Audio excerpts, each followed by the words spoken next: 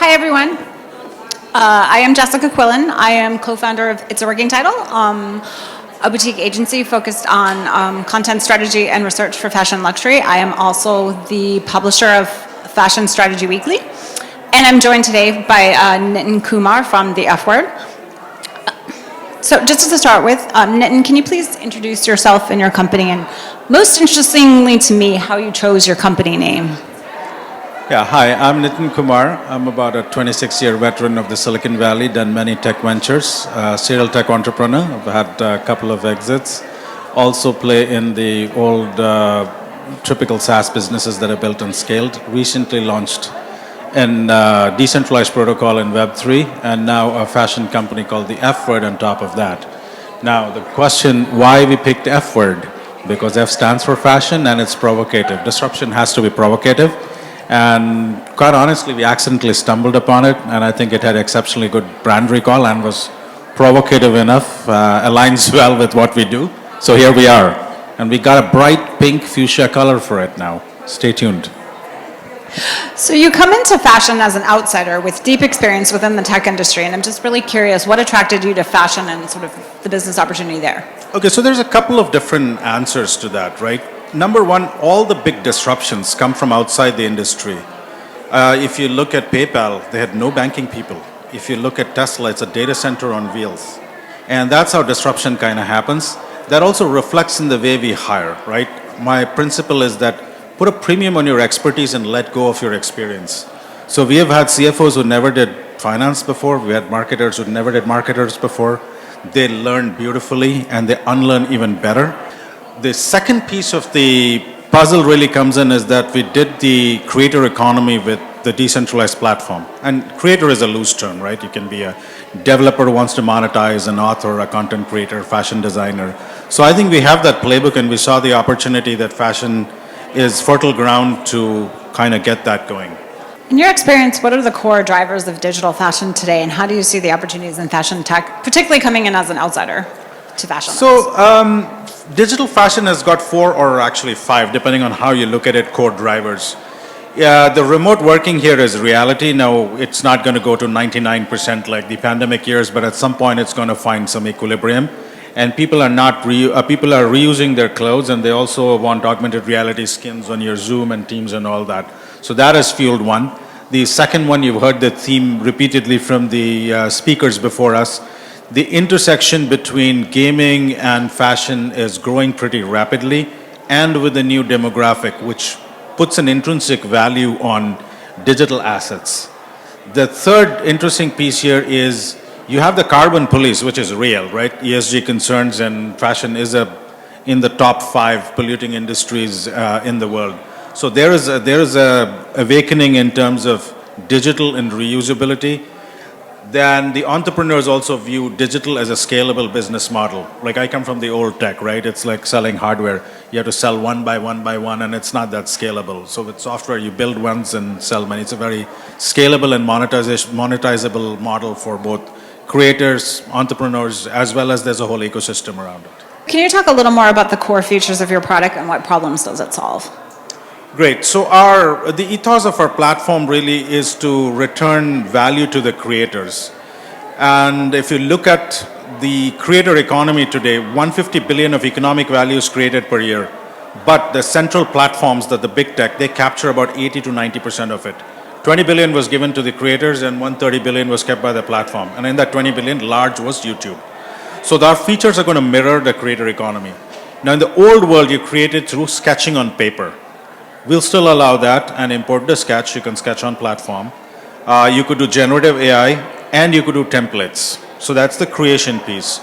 Then the second module is the virtual try-on in the same product. You can have a photo fitting. You can have augmented reality try-on on any of these collaborative softwares. You as a creator can also airdrop these to your followers, so their wallet becomes a wardrobe, and you can set your own royalty and own terms on when that expires. The third one is the monetization. You can mint an NFT and deploy it into several metaverses, including Roblox, in one click. So long story short, it's bringing together 3 cutting-edge technologies AI, augmented reality, and blockchain. Secondly, we view ourselves as the easy button for fashion creators. Otherwise, you have to have the 6, 7 tools today. It's very hard to open a wallet. So that's sort of the three layers of core features that's going to be on the platform. So I see how these pathways are critical for individual creators, and I think it gives a lot of opportunities for them. But I'm curious, why do these issues matter for brands? How does empowering creators help brands in the short or long term? And do you think the brand-consumer relationship is changing? Yes, I think there is secular shifts happening here, right? And we need to get into a little bit of the whole thing around how brands are selling. They don't know their consumer today. They don't know their customer today. There is a reason why they sell through retail for scale. That makes total sense. But they don't know who their customer is. The second problem is if you're totally digital, right, your CAC is going up. Your cost of customer acquisition has been going up. Now there are privacy laws. You can't share data. So you need a new channel to connect to your customer. So think about all these shoes and even the physical things. You have a QR code, you scan it, you immediately go to the landing page. There's an NFT. Now, a brand doesn't have to run a campaign through the large opaque intermediaries like Facebook, Instagram, YouTube. Once the wallet is open, you have a direct connection with the consumer. And then you can engage them in a number of different ways, right? You can do polls, offers, drop goodies, two-way communication, and all that. So that's sort of one part of it. The second piece of this is that the wallet is an interesting piece of the puzzle for brands, right? It's just a new channel. So the more wallets you have, the more brands come onto a specific platform, and the more brands you have, the more wallets are open. So the configuration of the wallet is going to reconfigure the relationship between brands and consumers. The other piece, I want to go back to what Tracy Greenan was talking about, right? How do you market into a new demographic? It's difficult for apparel and very expensive stuff, but if you look at cookies, drinks, earrings, etc., you give the kid something and they get superpowers in the game, you can sell more and more to that and engage. So there's a number of different ways that relationship is going to get reconfigured. Many brands are doing it in different ways, but it's all coming together. Of course, I have to ask how you address the kid who insists on being a gingerbread man in Roblox with my son. That's the thing, right? If you get them a new drink, I think, what was that thing which went viral? I think it was called Prime or something. It was a craze, right? So it kind of died down. But if they had put that into a game with a QR code, you drink more Prime and fly higher, it would be a different thing. One other question I had was just what challenges do you see for brands when it comes to scaling growth for Web 2 to Web 3? As you know, I'm a content strategist. I take these problems very seriously in terms of just readiness when it comes to digital adoption of new technologies, but also, is it an infrastructure problem or a strategy problem, or are the audiences just not there? No, I think there is 2-3 different questions in that, right? So infrastructure problem comes in the following ways. There is a strategy problem and there is also a demographic problem, but let's look at the infrastructure problem, right? Web3 today is very immature, and those of you who understand a little bit of more technology, it's like taking a blockchain and giving it to somebody that here is HTTP or TCP IP, go build the internet. A brand is just not going to do that, right? So you need to build integrations into their merchandising systems, their CRMs, their marketing systems, and whatnot. So none of the protocols do that. That problem has to be solved. The second issue is that programming languages in Web3 require like a rocket scientist from another galaxy, right? It's just not going to fly. So you need low-code, no-code kind of systems, make it easy, make it drag-drop. The third problem itself is that unless you're maybe Michael Saylor or Elon Musk, CFO is not going to have crypto on their balance sheet because those protocols have to be paid with crypto, right? Someday that may change, not today because of the regulatory environment. So they need the ability to pay with fiat. And lastly, I think the issue really is that people aren't the mind itself is not ready to go through a radical shift. So the way Web3 has been selling it to the brands or the large enterprises that, hey, Monday morning we're going to rip and replace everything and you become Web3. It's simply not going to happen. The way the people need to talk to a brand is that, look, you have a Web2 car, we can put a Web3 engine, and that is more palatable. So the anti-corporation view on the Web3 side and a complete anti-crypto view on the Web2 side is very difficult to adopt. So that's sort of on the infrastructure side and the immaturity of that side. The strategy side is also very interesting because Web3's ethos is on ownership, right? It's really Web1 was, hey, here's a static page, take all the information. Web2 you started creating, and Web3 you started owning. So some parts of brands and enterprises are actually scared of it, right? Because, and I'll give you a different example outside of the industry, but you can relate to that. think about Spotify or think about Apple Music. Now, your playlist is not owned by you, it's owned by Spotify. But if you have it in your wallet, you just go plug it onto Apple if they give you $5 less. That's very scary for these people, right? The second piece is that if a large platform is selling your data, you go talk to your board and say, hey, I'm selling the data of all these people and making you money. You're happy. I go to the bar in the evening, Web3 bug bites me. Tomorrow morning, I show up to my board member and said, look, I'm not going to pay you any money anymore. I need to pay all these guys because they own the data. What do you think you're going to do to me? Probably shoot me, fire me.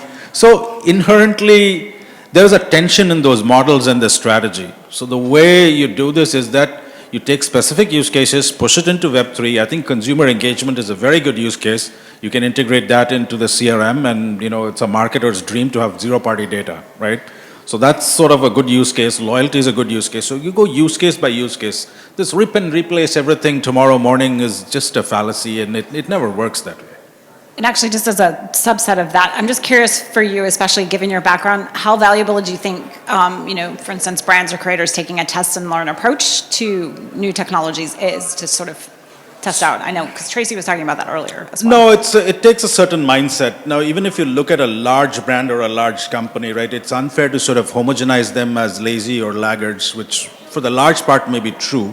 But there are sort of pockets of brilliance there. Yes, it's not an institutional capability, and a lot of them come from the era where you're sort of taught and wired every day that you need to withstand change and risk. What's happening in the market is the exact opposite. So you have to get that early adopter identified, an individual who is tasked to do this and drive innovation. So again, in one of the big tech companies, all the innovation is driven at the periphery, right? If you look at Apple, I mean, there's watch and wearables and all this are not their core, but on the periphery they go succeed and scale. If you take that playbook, you need to identify who those people are and then scale with them. Also, quick hits, not big moonshots, is their way. They live quarter to quarter. So when you actually sell them, there is a certain amount of receptivity, but it has to align with your champion's goals. Otherwise, the enterprise doesn't move that quickly. Also, load up on lots of patience. I mean, you'll be in the lab for a while before you come out mainstream. That is just the way that industry is wired. And the old economy functions, right or wrong. They are coming from the era where they have been taught, incentivized, rolled, gold, everything to withstand change and risk. It's not an overnight shift. But Starbucks, Nike, Gucci, Adidas, all these guys have started adopting generative AI and Web3 and augmented reality at a much rapid speed compared to even Silicon Valley. To wrap up, I'm just curious, what's next for the F Word in 2024? F-Word is still a new company and it's going through its inception. We're going to have two releases, one on Feb 18th where you will have the creator module and the monetization module, and it's going to be free and open, so please do try that. On April 18th, we're going to have a much more fuller release, and then subsequently we're going to add more integrations into more metaverses, and we're going to introduce a royalty program. For example, the more templates we have, the more creators come in.